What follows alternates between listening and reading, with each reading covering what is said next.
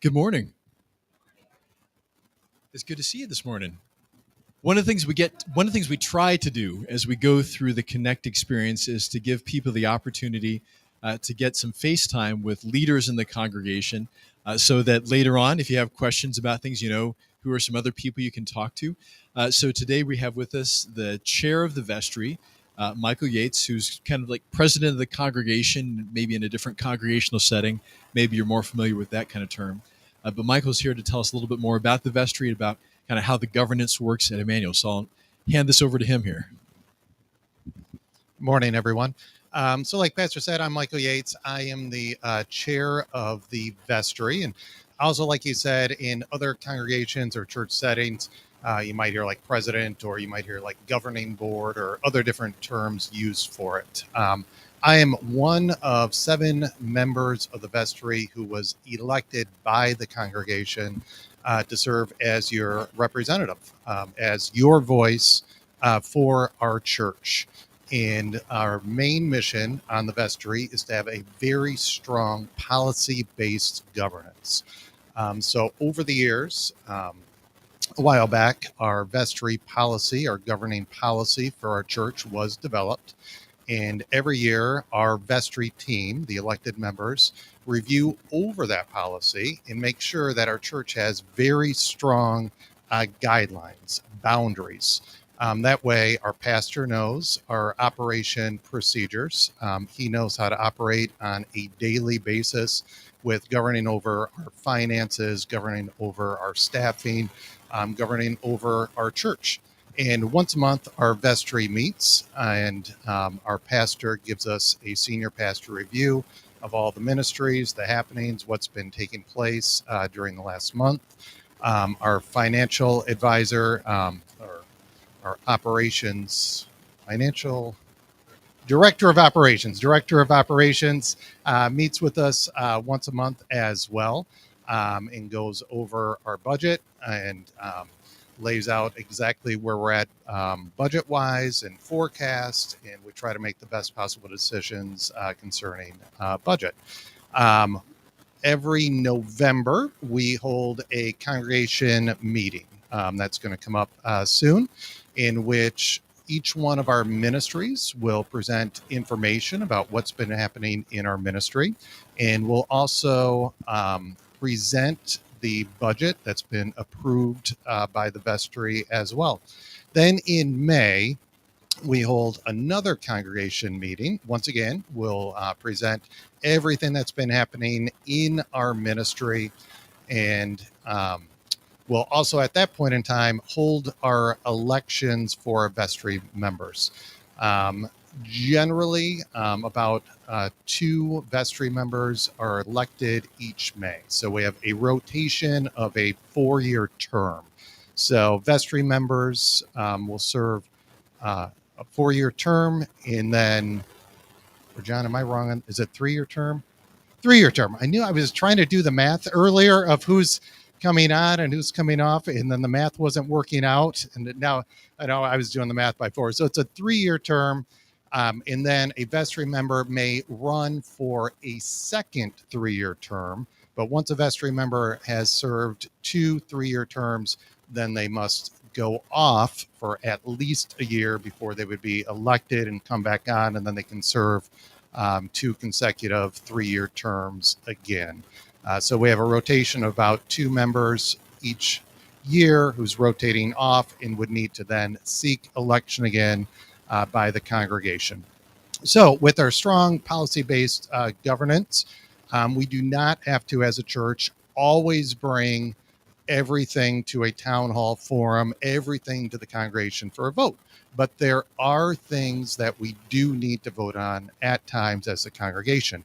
So the vestry will recommend calls for certain staff members, and that's an example of something that would go before the whole congregation, and the whole congregation would take a vote on it as well. If the church was ever going to assume debt, say for major capital purchases, like our decision to purchase the Emmanuel North location, we'll bring it forward to the entire congregation to take a vote. So it has been an honor for me to serve on the congregation, on the vestry, because it gave me an opportunity to learn a lot about the church, about our mission. And that's part of serving on the vestry as well, is getting to work with Pastor to make sure that not just budget and operating and governance, but also making sure that we are a healthy church and that we're, really driven mission forward. So thank you, everybody. Thank you, Michael. So if you do have other questions about vestry, please feel free to talk to Michael afterwards. I'm sure he'd be glad to provide any clarification or additional points there. But today, as we're moving ahead with Connect, we're going to spend some time looking at, in this kind of new section of it, what does life connected to Christ look like as disciples? So this concept of discipleship. And today, we're going to be exploring that through a couple different things. One, looking at the concept of vocation, and then also looking at the 10 Commandments. So it's a lot of stuff we're going to be going through, but as always, if you have any questions about anything, please feel free. Just raise your hand. I'd be glad to talk about that. So first, let's address this thing of vocation, because it's a different word maybe than we usually use in kind of regular life. But what is vocation? Anybody got any suggestions? Job, okay. Calling. Is that pretty much it? It's your job or your calling, your vocation. Well, so certainly those are different ways we use it, right? So what is your vocation? Well, I'm a pastor. Or what is your vocation? I'm a mechanic. So those kinds of things. So certainly kind of like a job, profession, that kind of thing. That's a certain thing there. We have vocational schools, right? Trade skills schools. That's out there. The other sense that commonly probably people use is the sense of calling, which makes sense because that comes from the same Latin root, vocatio, of calling, like somebody's called to something. And then you think about it in the sense of calling. It's like, well, what's your calling in life? Well, that's a big thing. That's a capital C thing, right? Like, what's your purpose in life? Well, here's the thing: is that you don't just have one calling. You have many callings. You have many vocations. As a Christian, you have vocations. These are the roles that God has given you in life. And if you go take a look through the Small Catechism, there's a section of it called the Table of Duties. Did you ever knew that was in there? It's in the dusty part in the back, right?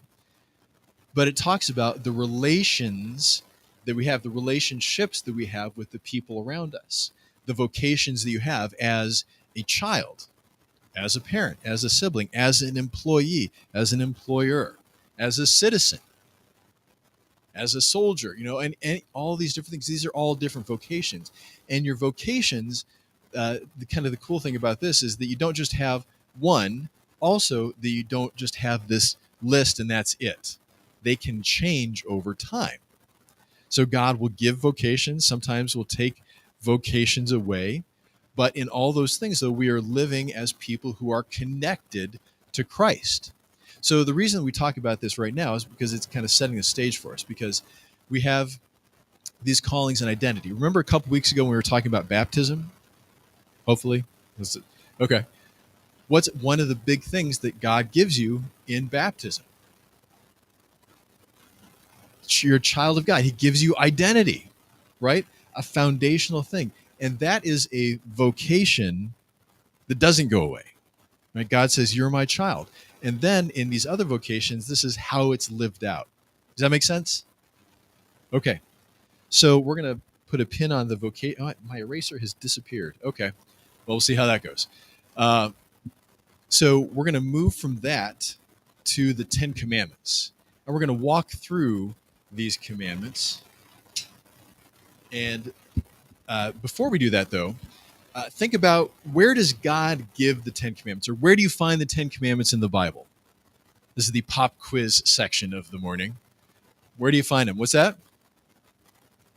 Mount Sinai, Exodus, all right, and Deuteronomy. So the 10 Commandments show up in two places. And I want you to think about, this is important, think about in the history of the people, in the story, as we went through that kind of for the first part of 2023 here. In the context of the story, in the context of God's salvation history, where are the Ten Commandments showing up? So how about the first time they show up? Where is that? You said Mount Sinai. Where is that in terms of the flow of the story? So they're out of Egypt, right? So God has brought the people out of Egypt. He has brought them to Mount Sinai, which was the place where what happened before in Mount Sinai?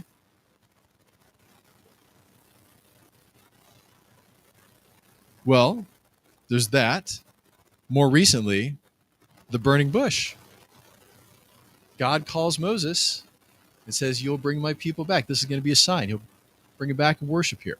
So we have this giving of the Ten Commandments. The 10 words is another way of saying it, like davar in Hebrew is a word, thought, concept. But these things that God has given here, which we're going to walk through. So there's that, as they're brought out before they go to the promised land, right? Where's the second giving? Said they're Deuteronomy. And the flow of things, where does that happen?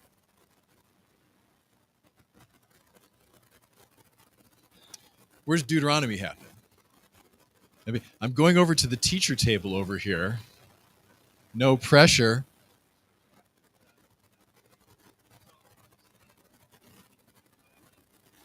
Yes. So, I don't know if you guys heard that.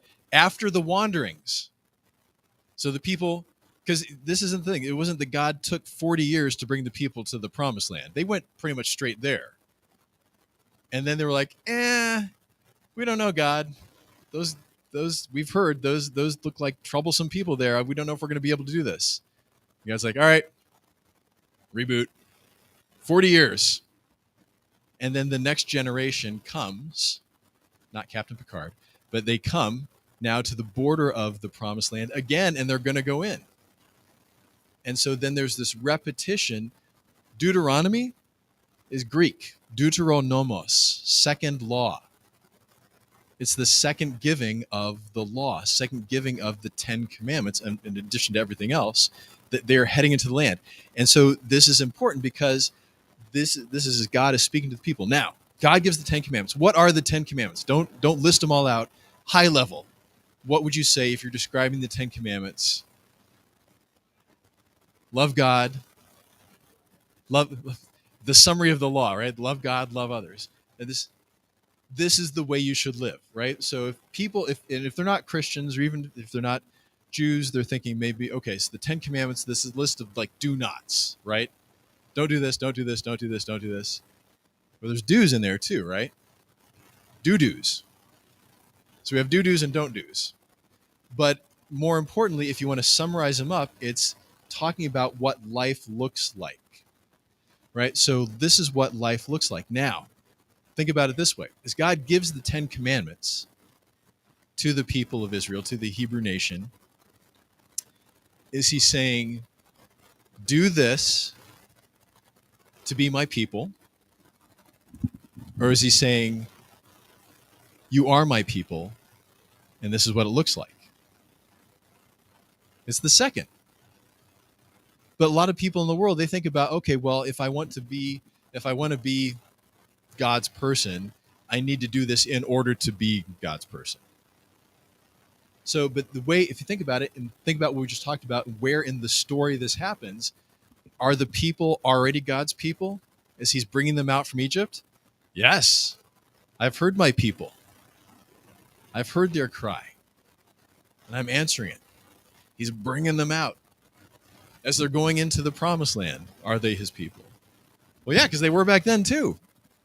And he's reaffirming, you are my people, as they're going into the promised land. This is what it's to look like. This is vocational, this is identity stuff.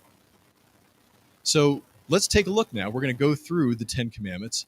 Oftentimes can be shortened to the God's law is the nomos is the Greek, the Hebrew Torah. And Torah is probably a better way to think about it, because Torah is not just like law in the sense like you have law codes and things like that, but you have instruction, right? So God's Ten Commandments, but these words of instruction for his people. This is what being my people, what it looks like. Okay, now here's the fun part. We're going to name the Ten Commandments in no particular order. So maybe this is the eraser. Sure, let's try that. I saw there's marker on it, so yep, okay. We'll work on that this week. Okay. There's some cleaner here and a remote. It's probably somewhere. It might be under the stage for all I know, but we'll make do with what we have. So how many commandments are there? Excellent. Okay. Good starting point. All right, this marker apparently though is not a good starting point. That's going to go with the eraser. All right. There we go. Okay.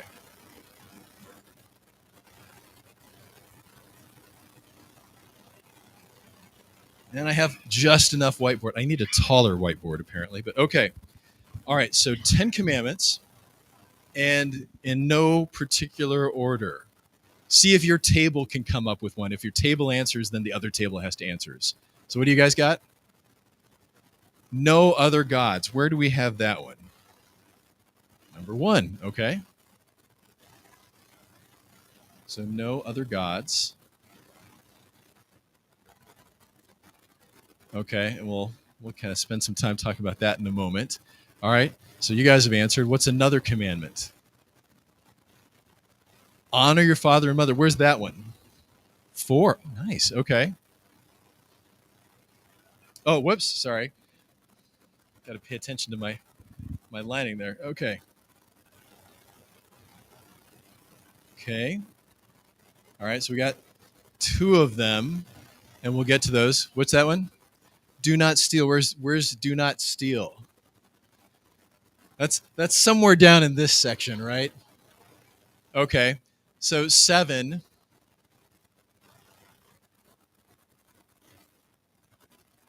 Now let's say theft, kind of a synonym in there. How about anybody over here? No coveting. No coveting what? No coveting anything. Okay. So we'll give you a twofer there, okay? So no coveting stuff, no coveting living stuff. So 9 and 10. Okay. So no coveting.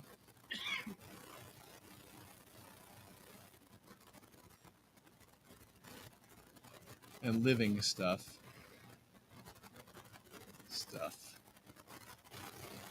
Okay. So we're doing pretty good there. Remember the Sabbath day. Where's that one? 3.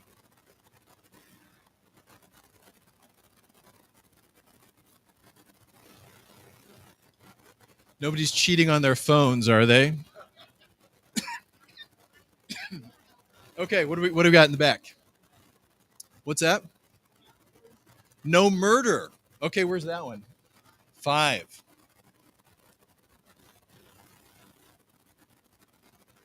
All right. What's that? Don't misuse God's name.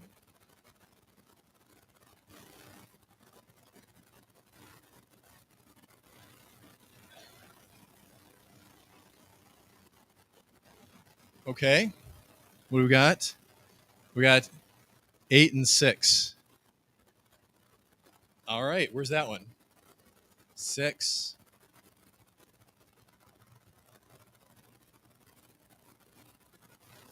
Okay. 90% of the time that I do this, 6 is always the last one that people think of. Okay. And so let's say here, so no lying. All right, so the false witness, we'll talk about that in a second. Okay, now, since we're a little bit pressed for time here, I'll make sure we get through everything as best we can. Good job. We got all 10. Now, if you talk to somebody that's in a Reformed church, are they going to say this is the 10 Commandments? No, Todd, why not? Right. Okay. So there's a different numbering in the ancient church. So in Lutheran Church, Roman Catholic things, you're going to see this ordering here of the commandments. But in some other church bodies, they're going to number them differently, and they're going to split up the first commandment into no other gods and no graven images as the second commandment. Then everything gets bumped down. But it's still 10 commandments. You just combine 9 and 10. So you'll see a different numbering. So if you're talking about the X number commandment, depending who you're talking to, they might be thinking of a different thing. But that's just kind of a brief way of explanation. Now, as we look at the commandments, God speaks to his people and says, okay, this is what it's like to be my people. And as we think about that, well, that means we have a relationship with God, we call the vertical relationship, and we have a relationship with what else? Everybody else, right? The horizontal relationship with our neighbors. And there's a good way to look at the 10 commandments, that there's these two tables, right? Two tables of God's law, his instruction here in the 10 words. Not that these are the two that Moses took down. It's one's on one tablet, one's on the other tablet. But if you look at it this way, the first table, the first 3 commandments talk about our relationship with who? With God, right? And then the second table talks about our relationship with others, with everybody else. So we have the two tables. And another thing is, we're going to go through this. I want you to think about this, because the 10 commandments are not just this list of these do's, do nots. It's more, because it's also a list of gifts. And so as we go through each of the commandments, we're going to talk about what's the gift that's associated with each of the commandments. So we have, here we go. This is a different color, right? Yeah, okay. Red-green colorblind, so it's a little tricky sometimes. Okay, so no other gods. How does God introduce it? I am the Lord your God, who did what? Who brought you out of Egypt. He's already started out there, that you have this God, you have this God who has rescued you. And so here's the thing. You have, like we talked about in baptism, you have identity.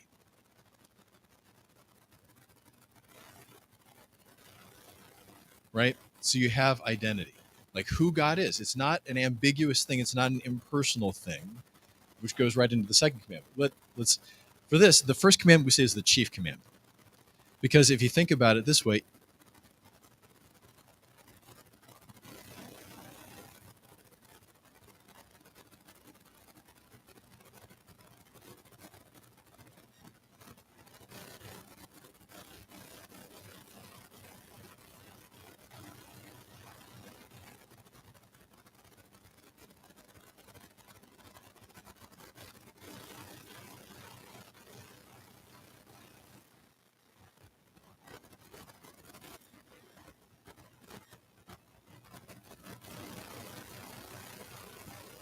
right?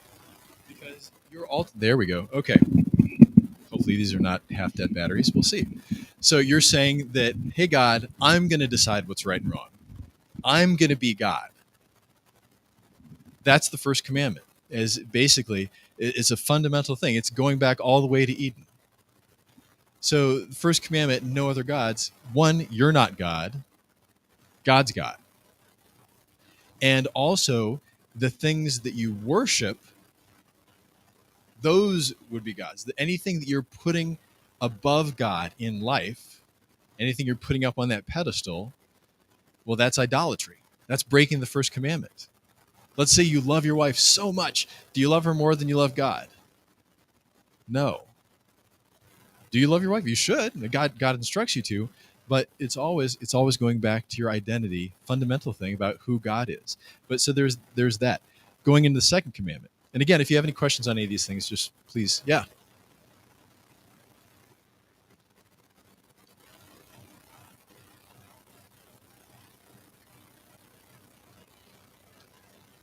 He doesn't assume.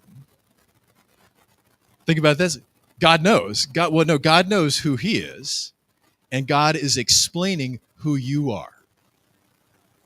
See how that's different? God is informing you who you are. And he's explaining who he is by relation, by what he has done, by his action. So that if you think about it in the context of the story, that this is the creator God. Because when God sends Moses out from Mount Sinai the first time, from the burning bush, what does he send him with? God's name. I am Yahweh, the divine name. God already there is doing a personal thing. Segue, don't misuse God's name. Because with God's name, you have the gift of access. And I'll say also relationship. You do not have an impersonal God. You have a personal God who wants to be in relation with you.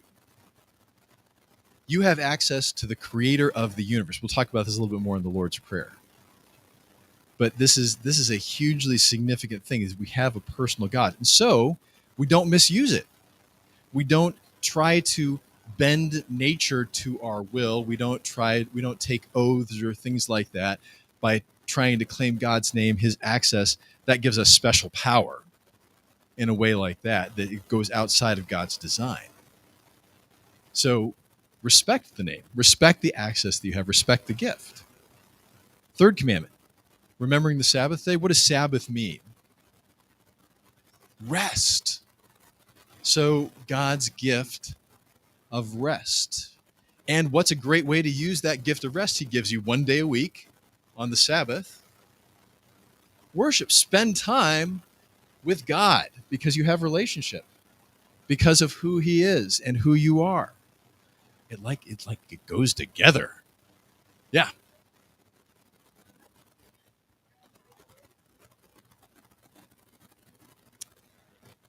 This is all kind of, this is teaching out from each of the commandments. And if you take a look, it's not like God says, here's the gift of, right, yeah. But it all goes with it. And if you look in the small catechism too, there's pointers that associate with each of these gifts. Yeah. Yeah, no, but do check that. Now, here we move from relationship with God to relationship with people around us in the second table. So honoring your parents. As Luther says, this is the only commandment that has a promise attached with it, a blessing. Honor your parents that it may go well with you. You may live long in the land. What land? Oh, where God sends you. So honoring your parents, there's a fundamental thing in the husband-wife relationship with children that there is a model for the rest of the world in governance. So here there is the gift, God's gift of authority, by which he is providing, by which he is giving structure to the world, by which he is defending.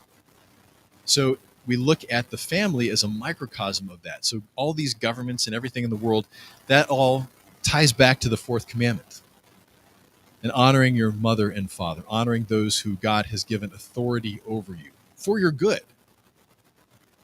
There's a lot of stuff we can talk about with that too, but we got to move on. So fifth commandment, no murder. It's not no killing. There's a difference because it's talking about here God's gift of life and how we are called to protect and preserve life.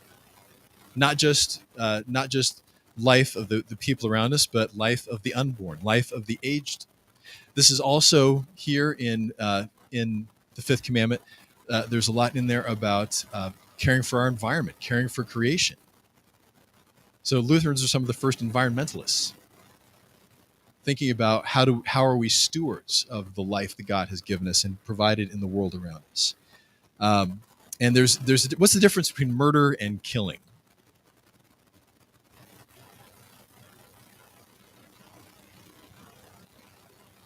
What's that? Intent. Think about it that way. So that the intent is that one, generally, yes, we avoid killing, but murder, particularly if you think about this, because think about when Jesus is talking with his disciples, and if he's saying you have hatred in your heart towards your brother, you're doing what? You're breaking the fifth commandment. So it's not just the physical killing, it's the intent, it's the hatred in our hearts. That's the problem there. So there's both of these things. Now, does that mean that there are times when killing is authorized? Yeah, like if you're a soldier under the authority of the government. Now, there's a longer conversation we can get into there, but so something to think about. And we can spend more time talking. Like we can have a whole nother class on the Ten Commandments. Okay, so no adultery. What's the gift that goes with that? Marriage, family. If you want to kind of, those are frameworks. We'll say here the gift of sex.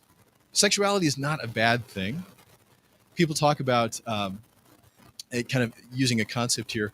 What is the sex life of a nun, or the sexual identity of a nun? It's like, well, a female. That just means she's doing things in a different way. The idea of sex is not a bad thing, and we kind of got this thing from puritanical things of like, oh no, it's bad. No, the problem is we misuse it, and it's meant to be in this framework of marriage.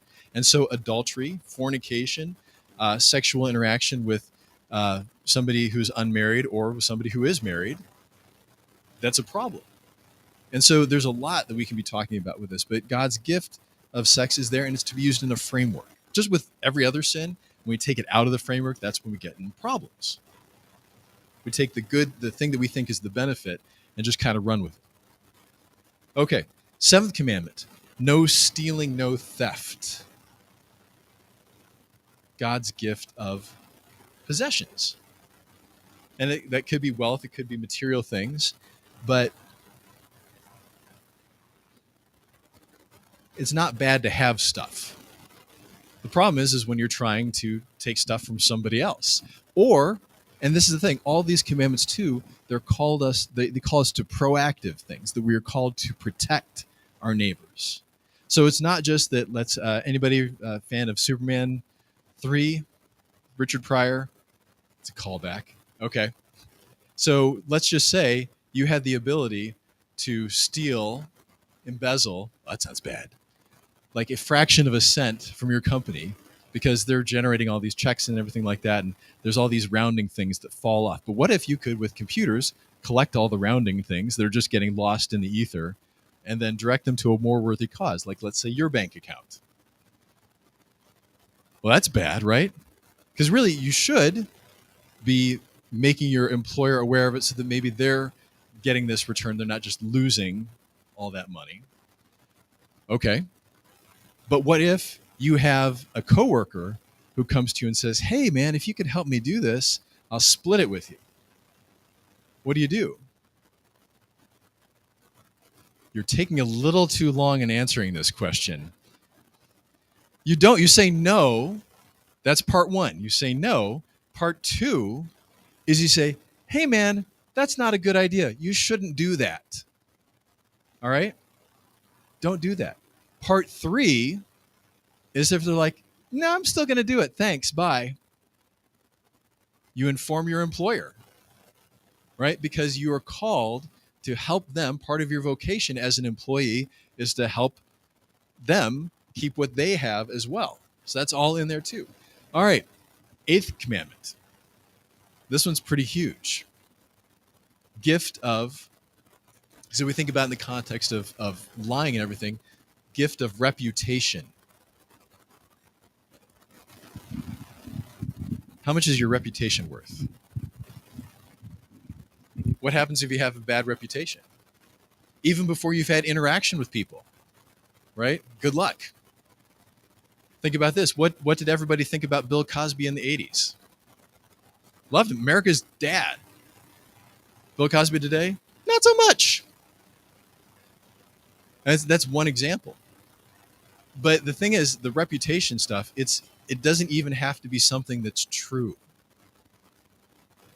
Because if there's slander, if there's false witness, that is damaging somebody's reputation. It's hurting them in any number of ways that we can't even count. But we're called not just to not slander, not gossip, Gossip's a huge thing here. What's gossip? Gossip is, well, it's repeating something that may or may not be true, but you kind of would like to be true. Does that make sense? You're sharing it like, oh, hey. Gossip is a poison. And it's against the eighth commandment, that we're called to protect. So again, like with the other ones, if you hear somebody gossiping, say, hey, let's shut that down. Also, to put the best construction on things. You know what? Well, this might be a true thing, but maybe this is why this happened. And not just always going to the worst. All right, 9th and 10th commandments. We'll in a nod to our Reformed brothers and sisters, we'll combine these, kind of talking about them together. So God's gift with not coveting, because coveting is wanting something inordinately, like excessive want for something. Like you could say, maybe like putting it on a shelf or something and having it be an inordinate priority. So the opposite of that is God's gift of contentment, which we talk a little bit about today in the sermon. But contentment is appreciating, enjoying, making use of things that God has given to you. So God gives you as his child this gift of contentment, satisfaction, enjoyment for what you have, so that you're not coveting stuff or living stuff, that you get to enjoy what you have. So if you think about it this way, in the 10 Commandments, right, we have not an exhaustive list, but a comprehensive list that speaks to what life as God's child looks like. You are God's child. This is what it looks like. Whether you're the people about to enter the promised land thousands and thousands of years ago, or whether you're sitting here today in class. So that we have this list guide, this instruction, this Torah for our benefit. And if you go back to what we were talking about before, the first commandment, chief commandment, no other gods. And then if you're breaking any of these other ones, what commandment are you also breaking? The first one. So that's the reality of it, is that we're always breaking one of them. And if you think about it this way, the first table, chief commandment, the fourth commandment is kind of like the chief commandment for the second table of that, speaking that gift of authority, because we're always, in some way, we're kind of trying to go against authority, but it all goes back up there too. So any questions? That was kind of a quick run through. Jana, why have we shortened some of them? Mm-hmm.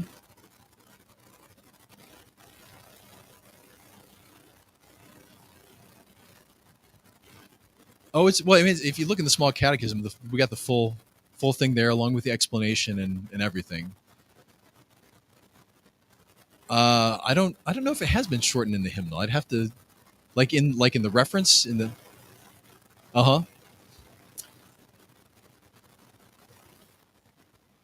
You'll have to show me, like specifically what you're talking about there. But generally, in everything we have the full thing spelled out there. Any other questions or thoughts or things like that? Okay, there's a lot to be going through here. We still have a couple minutes, which is good. So tying this back to the concept of vocation, of calling, in all of your vocations, you have a foundational identity. So as a Christian, your faith is not, think about it this way. Let's see if this color works. I think this one worked. Yeah. Okay. So some people think about life like you've got a pie here, right? And you've got all these different wedges. And so that's kind of a peace sign, isn't it? All right, let's. So different wedges in life, and they say, all right, well, my faith, that's this portion of my life. What's the problem with that? It doesn't touch the other parts of your life, right?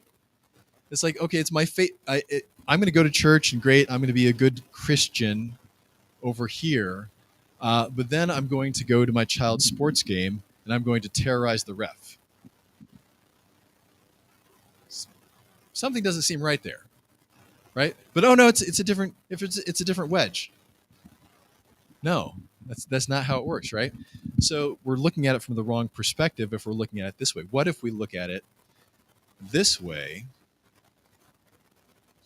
We've got maybe different vocations in life, but they're all on a foundation. And that foundation is Christ. That foundation is that identity that you have. How many aspects, how many vocations of your life does your faith touch here? All of them. It informs all of them. It informs all of your life. So